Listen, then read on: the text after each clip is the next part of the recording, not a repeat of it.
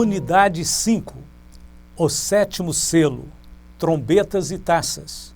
O capítulo 8 de Apocalipse começa com a abertura do sétimo selo, que por sua vez desencadeará o toque das 7 trombetas.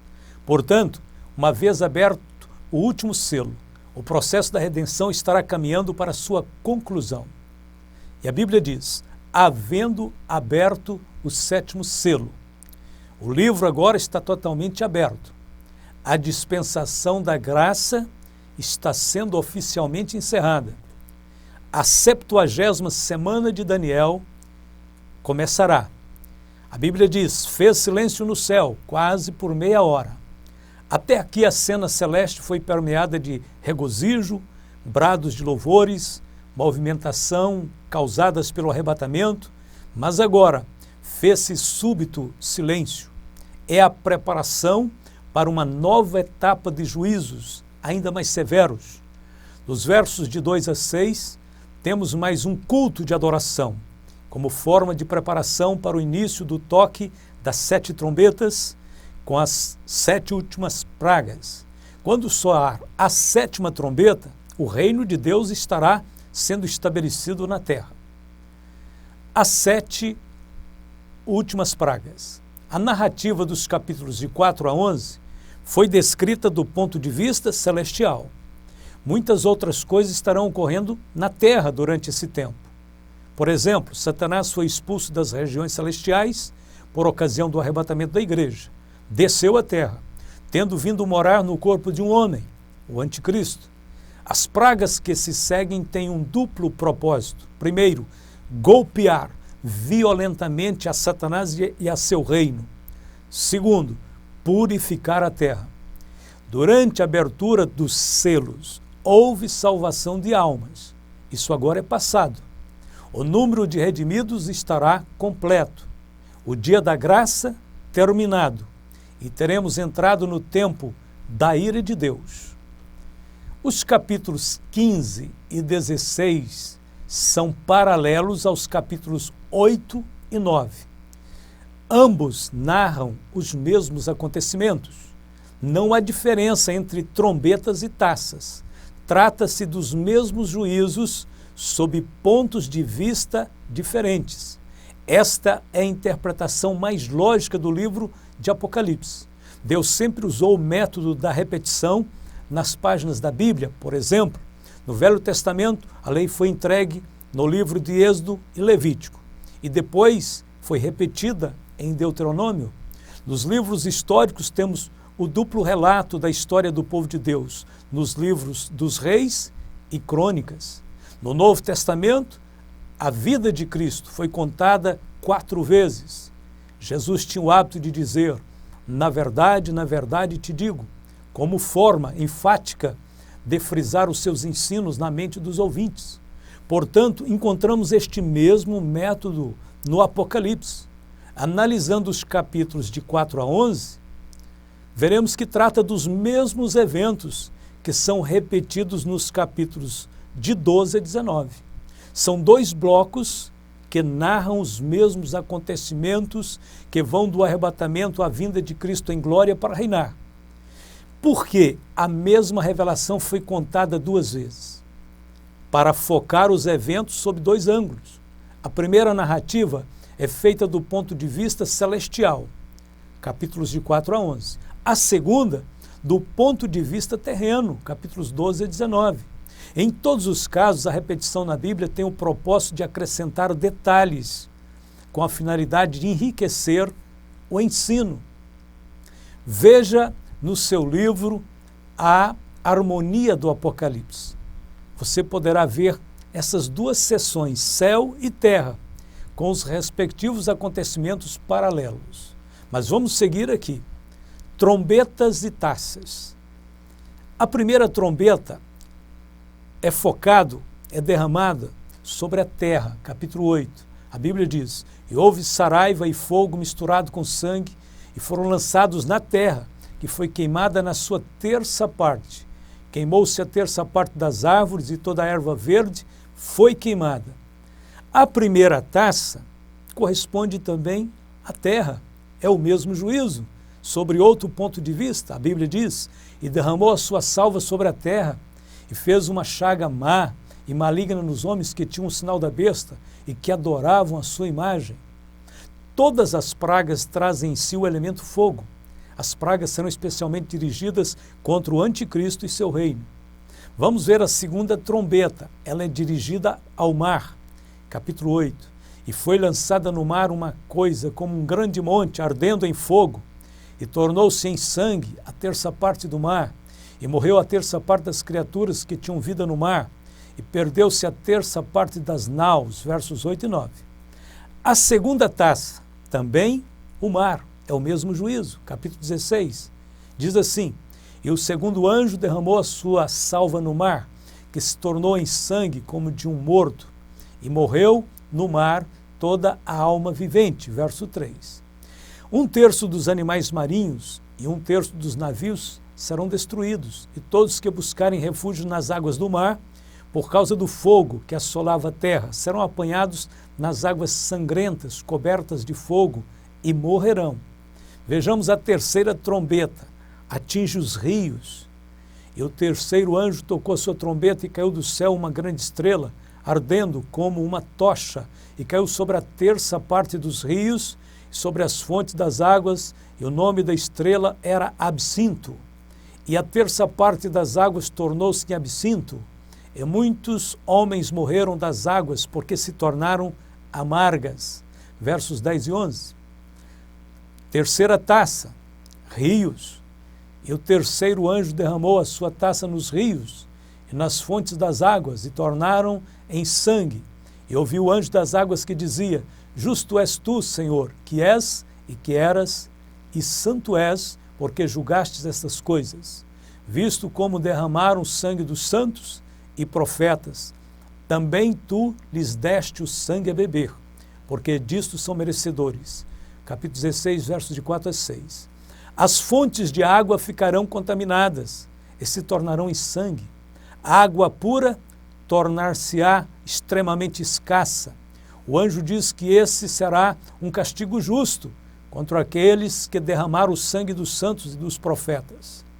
Quarta trombeta atinge o sol, e o quarto anjo tocou a sua trombeta e foi ferida a terça parte do sol, e a terça parte da lua, e a terça parte das estrelas, para que a terça parte deles se escurecesse, e a terça parte do dia não brilhasse, e semelhantemente à noite, verso 12. A taça atinge o sol, capítulo 16, e o quarto anjo derramou sua taça sobre o sol, e foi-lhe permitido que abrasasse os homens com fogo, e os homens foram abrasados com grandes calores, e blasfemaram o nome de Deus, que tem poder sobre estas pragas, e não se arrependeram para lhe darem glória. Versos 8 e 9. Essa será uma das mais aterrorizantes de todas as pragas, mas ainda não é o pior de todas. É apenas o começo, uma introdução leve e suave em comparação aos 3 ais que virão em seguida. O sol se escurecerá 1/3 do dia. A ideia aqui parece ser de que haverá trevas e frio extremo durante 1/3 do dia. E então, subitamente, o sol brilhará com um calor tão intenso a ponto de queimar, ressecar as pessoas. E então João diz que viu uma águia voando, capítulo 8, verso 13.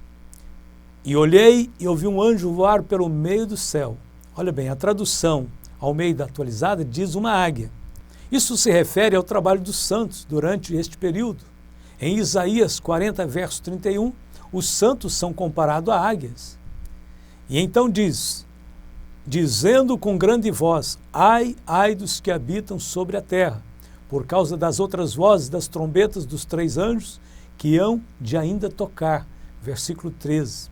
A declaração dos santos aqui divide as 7 pragas em 2 partes. As 4 primeiras e as 3 últimas, chamadas ais, que são juízos com finalidade. Esses julgamentos fazem parte do processo da redenção e serão supervisionados pelos santos que operarão dos céus. O planeta Terra será reconstruído por Cristo e seus santos no milênio.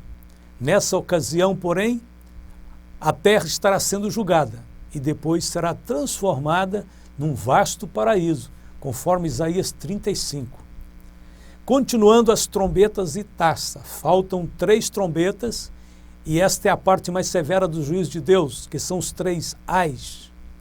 5ª trombeta, e o 5º anjo tocou a sua trombeta e viu uma estrela que do céu caía na terra, e foi-lhe dada a chave do poço do abismo, e abriu o poço do abismo e subiu o fumo do poço, como o fumo de uma grande fornalha, e com o fumo do poço escureceu-se o sol e o ar, e do fumo vieram gafanhotos sobre a terra.